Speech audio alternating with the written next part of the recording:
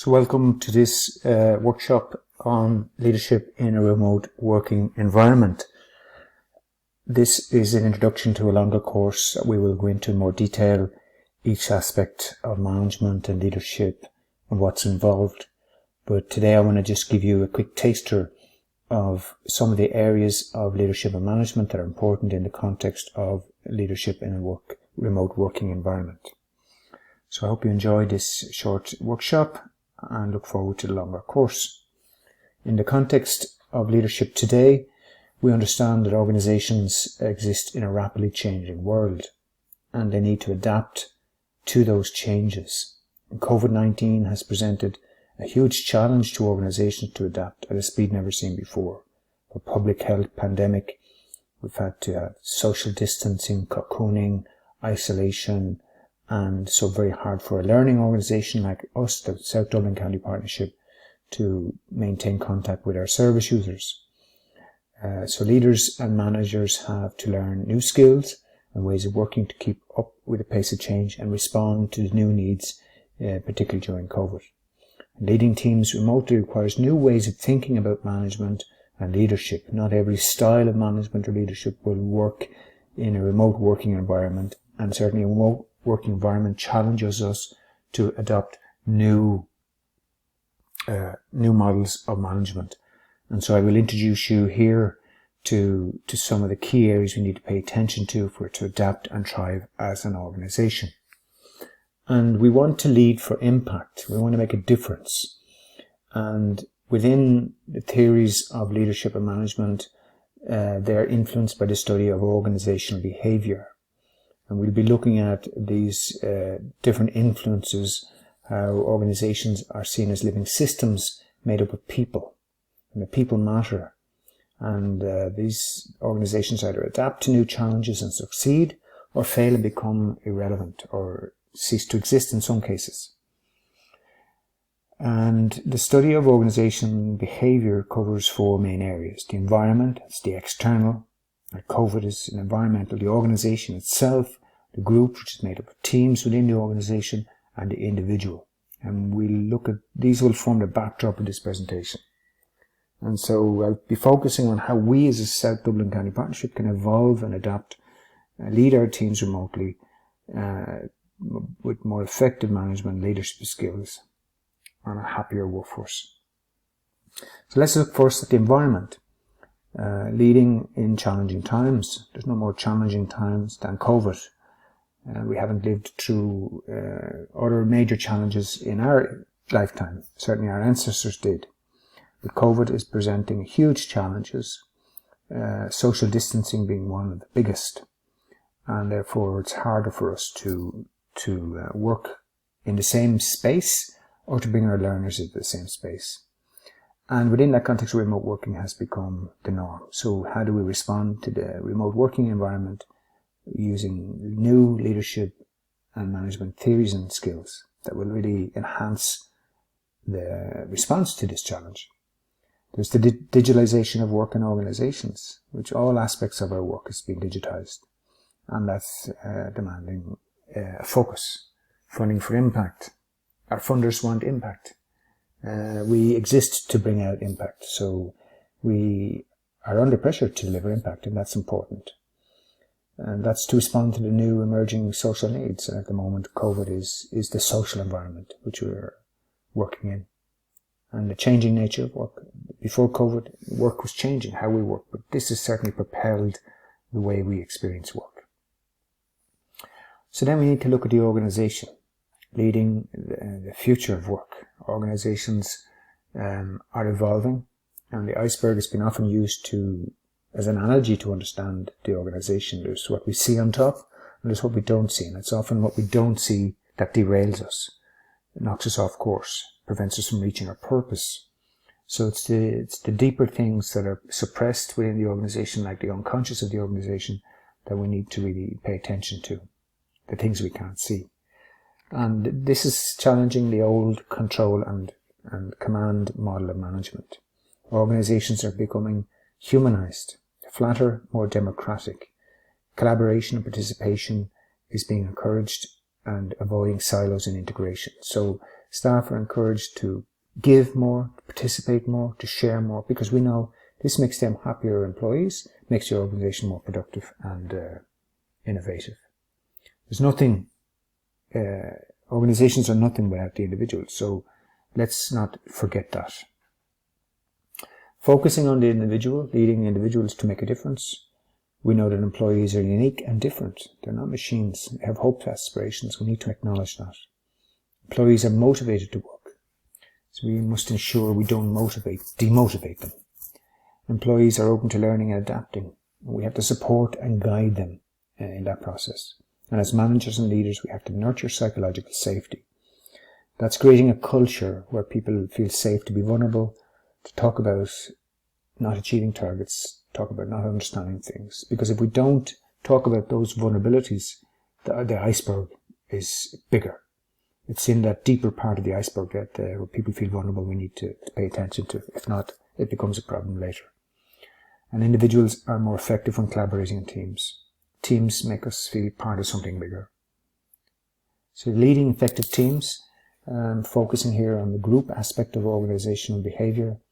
Leading teams remotely now is the challenge. No longer do we see our staff in the building 9 to 5. We don't see them only on a video call, maybe once or twice a week, or on a digital chat on Teams. So new challenges. How do we build trust and engagement? Because that is the most important thing in leading a team remotely, is maintaining trust and engagement, keeping your staff engaged, keeping the trust alive and growing, and that's important. Respecting diversity. Different staff are unique. They bring unique things to the team and to the organisation, and we need to respect that, nurture that, not see it as an obstacle. People's different ways of interpreting the world, interpreting targets, interpreting the work, approaching the work. All these things are seen as opportunities for collaboration and participation, which increases engagement. Everything depends on culture. So we need to create that culture that nurtures effective teams to be open, transparent, vulnerable and honest. And that will build trust. So leading to adapt and evolve. The old ways of leading and management teams are no longer effective, slowing down the organisation to adapt to change. Old rules and boundaries are falling away, and disruptive business models, competitors, technologies and ideas abound. As the environment for leaders has got tougher, basic trust in leadership is being severely tested. And recent research on trust has found that 1 in 3 rate trust in their senior managers as weak, and 1 in 5 employees rate their boss as inspiring. 1 in 5, 20%. So there's a lot of people who don't think that you're inspiring. These findings are a real concern given the central importance of trust and engagement to performance. So leading teams remotely requires new skills to strengthen trust engagement in our employees. So we need to also understand the difference between management and leadership, and this grid is a good way just to summarize some of those differences. They often say leadership begins where management ends. Management is very much about the practicalities of the work, where leadership is about inspiring the vision, motivating, bringing us forward, changing, adapting, evolving. And we need both. So here's a good way of looking at it. At a thinking process, leadership focus on people, whereas management focus on things. Goal setting, leadership focus on vision, whereas management focus on executing plans.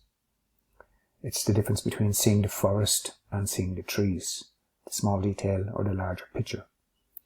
In employee relations, leadership empowers, whereas management controls. And in a remote working environment, we need to empower more than control, because our employees are out there. We can't necessarily control them before, not necessarily that was good, but it's an opportunity to engage in empowerment practices. At an operational level, leadership creates change, whereas management is managing change. And at a governance level, it's about influence, whereas management is about authority. So we need to lead by nurturing culture. Culture is really important because it's to support change. We need to nurture culture, and culture is what is the change, the living change in practice. It's the reality of how we are. The culture of an organization is the reality. It's not what's said on the vision statements or on aspirations. Culture defines you as an organisation, setting you apart from others, which is important. What's distinct and unique about the partnership? It helps to attract talent and funding. So if you're innovative, an attractive company, you'll attract funding and talent. And it increases motivation and productivity. People feel more engaged, more participatory. They're going to feel more ownership. They'll be more motivated and more productive. That creates better and happier workforces and workplaces and increases loyalty, employee loyalty. They will stay longer. You'll have less staff turnover. And all of this guides you towards your mission, vision and purpose. We need to lead by supporting autonomy. There's a theory by McGregor, Theory X, there's Theory Y. There's Theory X is about, it's the carrot and stick assumptions that the average person is lazy, avoids responsibility, lacks drive and needs to be coerced, controlled and directed. Whereas Theory Y represents the integration of the individual and the organisation's goals. For most people, work is as natural as play or rest. People exercise self-direction, accept responsibility, and have the capacity to solve problems, and are self-motivated. And in the context of remote working, this is really important, because Theory X is not going to work. That sort of old approach that staff need to be monitored. If you don't see them, they're not working, and they need to be pushed and pressurized. Whereas Theory Y is understanding that staff are autonomous, creative, self-motivated, self-directed, and when you support staff in this way, they will be more engaged, happier staff, and have less HR problems. So lead by supporting your team. According to Stalker, there's a number of things that your team will need. They need caring for. You need to demonstrate genuine concern. They need good communication at all levels and making them feel part of something much bigger in the company. They need listening beyond the words. They need to feel that you're actually hearing them and that you're involving them and that their ideas are being incorporated into your plans. You need to know the details of their families, their personal hopes and ambitions. Understanding them as people, individual, unique and diverse. And reward them with recognition, praise. People generally respond in the manner in which they are treated. So it's really important how you treat your team. Lead by learning and perfecting. We're always going to be improving. So treat people fair, but according to merit. However busy you are, make the other person feel important. Motivate through giving praise, recognition, thanks, encouraging feedback. It's the only way we learn from our clients, service users and staff. Sandwich the criticism between praise. You did this well, but this not so good, and this is great. An open door philosophy. Help others get what they want. Support people to achieve their goals and help them overcome obstacles. And never hide behind a policy. Policies are there to get us to do the work in a certain standard, but as we evolve and develop, new policies need to emerge, especially in this new environment. Lead by results, not by time. The old way of managing was managing people's time, controlling the time 9 to 5. Whereas now it's more important that the results are achieved. And does it matter how long it takes somebody to achieve the results? If they achieve it in half the time, isn't that even better? But it's how people use their time. Encourage people to read, reflect, and be creative. It's not necessarily about tapping the keyboard all the time and hitting productivity scores. It's about results. So setting clear performance indicators and accountability so people can manage their own performance and understand why they haven't achieved and how they can change. And you support that process by continuous performance management. And being open and transparent about feedback and development. Creating opportunities for advancement and innovation and supporting intrinsic motivation. So encouraging people to achieve and to develop and to progress. So to conclude, leadership begins where management ends. We need to find a balance between management and leadership. We need both. Management skills are practical, focused on task, processes, and so forth. Whereas leadership is about people, inspiring, encouraging, and vision. And in a remote working environment, we need to focus on leadership. Employees are motivated to work and do their best in teams, collaborating with others. Find ways to increase collaboration across silos. Connect your employees to each other and to others. That makes them feel part of something bigger. It reduces the risk of isolation and feeling abandoned in their remote working environment. As a leader, for you, it's okay to be vulnerable and to ask for help solving problems. Remember, we're humans, not robots. And this is part of the new, flatter, more democratic model of organizations, that the leader doesn't have to be strong and macho. They can be vulnerable, say that they don't know and they need help. Communicate on a regular basis by video call, phone call, email, Teams and text, and use different types of means of communication for different problems. Something that's more vulnerable, more sensitive, a video call. Something that requires a quick check-in, a phone call, information exchange, email and text. As I said, focus on results-led performance, not time-based performance. It doesn't matter if you don't know what your staff are doing all of the time. What matters is, are they achieving the results, and are you helping them to achieve that?